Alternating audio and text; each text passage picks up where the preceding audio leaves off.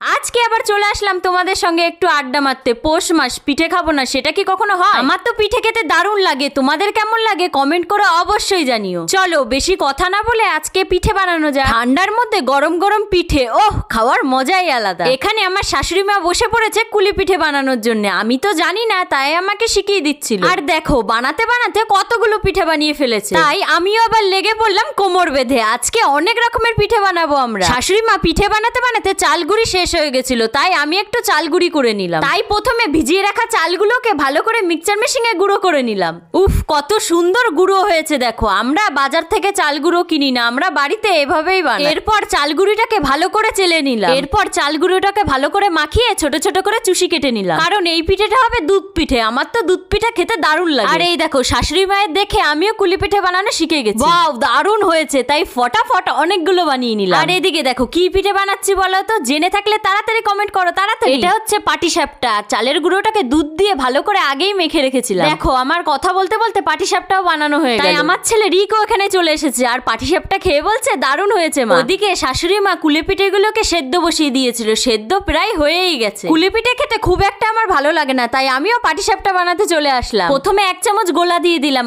আর তার মাঝখানে নারকেল আর মাখার পুর দিয়ে দিলাম। পাটিসাপটা বানানো খুবই সহজ, একটুখানি রাখার পরেই দেখো পাটিসাপটাটা আমার তৈরি হয়ে গেছে। আমার যা আমাকে রাগানোর জন্য বলছিল পাটিসাপটাটা ভালো হয়নি, তাই আমি আর আমার যা দুজন মিলে একটু মজা করছিলাম। আর এদিকে দেখো 10টা বাড়ি কাজ করে গো সবাই আমার ক্লায়েন্ট। এই গানটা খুব ট্রেন্ডিং এ চলছে, তাই এই গানটায় একটা রিল বানাচ্ছিলাম। আমার যা এত বদমাইশ এটাকেও তুলে রেখেছে, তা কি করব তোমাদের একটু মজা দেওয়ার জন্য এটাকেও তুলে রাখলাম। যাই হোক অনেক হাসি অনেক ঠাট্টা হলো। এবার একটু গরম গরম মালপোয়া বানিয়ে নিলাম। আর মালপোয়া খেতে কার না ভালো লাগে, আমার তো দারুণ লাগে, তাই দিলাম গরম তেলে ছেড়ে। কথা বলতে বলতে রেডি একবারে কড়মড়ে ভাজা। আর পিঠে বানানোর পর খাবো না সেটা কি কখনো হয়? তাই বসে পড়লাম এক গামলা পিঠে নিয়ে। আর এদিকে আমি এত পিঠে খাচ্ছি বলে আমার বর আমাকে খালি খোটা দিচ্ছে। তোমরাই বলো বন্ধুরা, পিঠে খাওয়া কি দোষ? আরে এইটুকুই তো পিঠে খাচ্ছি। যাই হোক এত পিঠে খাচ্ছি বলে বর আমার সাথে তো খুব ঝগড়া শুরু করে দিয়েছে, তাই আজকে আর পিঠে খাবো না। আজকের মতন বাই বাই বন্ধুরা।